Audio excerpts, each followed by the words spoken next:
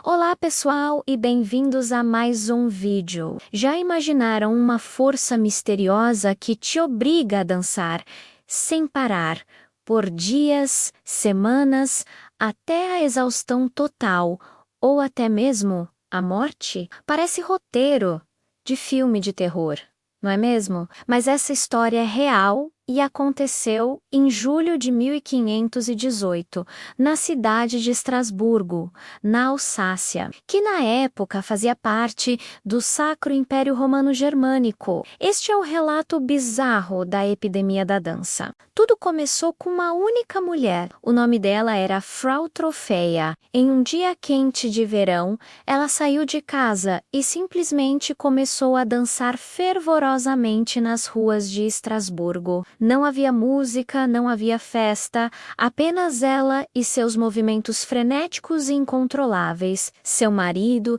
e os vizinhos olhavam confusos, talvez achando que fosse uma brincadeira ou um surto passageiro. Mas ela não parou. Dançou por horas, até a noite cair. Dançou até seus pés sangrarem e a exaustão tomar conta. Mas mesmo assim, no dia seguinte, ela continuou. O que começou com uma pessoa logo se transformou em um fenômeno assustador. Em uma semana, cerca de 34 outras pessoas se juntaram à Frau Trofeia, movendo seus corpos de forma compulsiva e incessante. E o número só crescia. Ao final de um mês, a praga da dança já havia contagiado cerca de 400 pessoas. Homens, mulheres e crianças enchiam as ruas, praças e mercados, todos presos em uma dança macabra e sem fim. As autoridades da cidade ficaram desesperadas. Médicos e líderes civis se reuniram para tentar entender o que estava acontecendo. Inicialmente, a medicina da época, baseada na teoria dos humores, diagnosticou o problema como sangue quente. Acreditava-se que o corpo dessas pessoas estava superaquecido e que a dança era uma forma natural de expelir esse excesso de calor. Então eles tomaram uma decisão que hoje nos parece completamente absurda. A cura, segundo eles, era mais dança. Exatamente. As autoridades decidiram incentivar os dançarinos. Eles isolaram áreas, montaram palcos de madeira e até contrataram músicos e dançarinos profissionais para acompanhar os aflitos. A ideia era que, se dançassem dia e noite, eles finalmente se curariam pela exaustão. Eles transformaram uma epidemia em um espetáculo público. Mas a terapia teve o efeito oposto. A música alta e a atmosfera de carnaval pareciam apenas atrair mais gente para a dança frenética, piorando ainda mais a situação. Imaginem a cena. Centenas de pessoas, com os olhos vidrados, corpos suados, roupas rasgadas, movendo-se sem parar sob o sol escaldante do verão. Os relatos da época são aterrorizantes. As pessoas dançavam até seus sapatos se desintegrarem e seus pés ficarem carne viva. Elas gemiam de dor e imploravam por ajuda, mas seus corpos simplesmente não obedeciam. A dança continuava, implacável. As consequências foram trágicas. Com o passar dos dias, a exaustão extrema começou a cobrar seu preço. As pessoas começaram a morrer. Elas sofriam de ataques cardíacos, derrames cerebrais e puro esgotamento físico. Fontes históricas chegam a afirmar que, no auge da epidemia, até 15 pessoas morriam por dia. O que começou como uma curiosidade local havia se transformado em uma crise mortal. Desesperadas e vendo que a estratégia de mais dança foi um fracasso monumental, as autoridades mudaram de tática. A explicação mudou de médica para sobrenatural. Agora, Acreditava-se que a praga era uma maldição divina, um castigo de São Vito, o santo padroeiro dos dançarinos e daqueles que sofriam de doenças neurológicas. As danças públicas foram proibidas, os palcos desmontados e os músicos dispensados. Em vez disso, os dançarinos restantes foram levados à força para santuários dedicados a São Vito.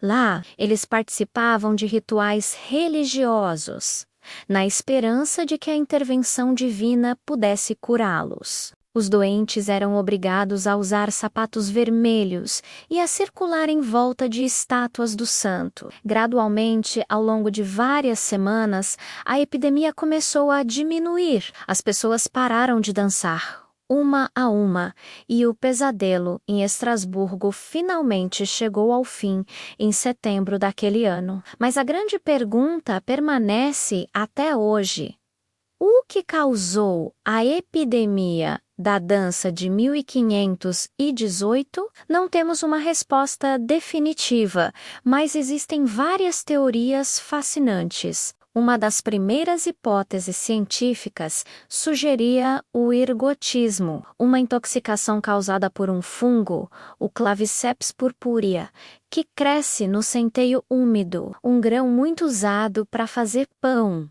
Na época, esse fungo produz substâncias químicas que podem causar espasmos musculares, alucinações e convulsões, e é a base para a droga alucinógena LSD. Essa teoria parece fazer sentido, certo? Alucinações e espasmos poderiam ser interpretados como dança. No entanto, muitos historiadores modernos a descartam. Eles argumentam que, embora o ergotismo cause espasmos, é improvável que ele pudesse coordenar centenas de pessoas a dançar da mesma maneira por semanas. Além disso, as vítimas de ergotismo geralmente ficam muito doentes para conseguir dançar de forma tão enérgica e contínua. Isso nos leva à teoria mais aceita hoje em dia: histeria em massa, ou, como é tecnicamente chamada, doença psicogênica em massa. O historiador John Waller é um dos principais defensores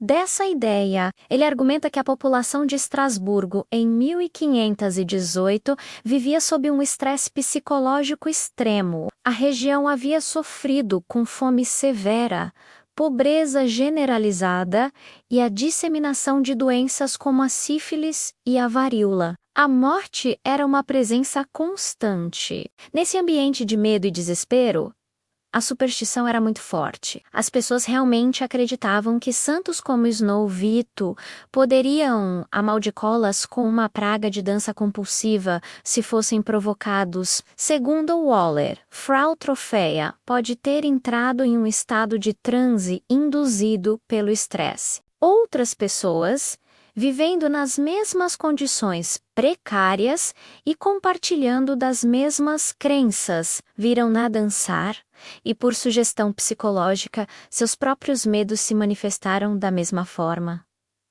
Era como um contágio mental. O cérebro, sob estresse extremo, pode fazer coisas extraordinárias e assustadoras. É importante notar que a epidemia de 1518 não foi um caso isolado. Houve vários outros surtos de mania da dança na Europa entre os séculos XIV e XVII. No entanto, o de Estrasburgo foi o maior e mais bem documentado, o que o torna tão fascinante para historiadores e cientistas. A história da epidemia da dança de 1518 é um lembrete poderoso de como a mente humana pode ser frágil e sugestionável. Especialmente em tempos de crise, ela nos mostra a intersecção bizarra entre psicologia, cultura, religião e biologia. Um evento que parece pertencer à ficção,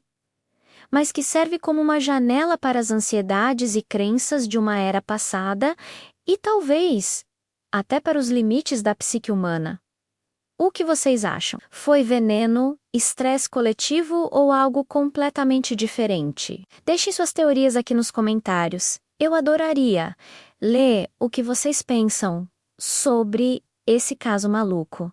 E se você gostou de mergulhar em mais um mistério da história, não se esqueça de deixar o seu like, se inscrever no canal e ativar o sininho para não perder os próximos vídeos. Muito obrigado por assistir e até a próxima!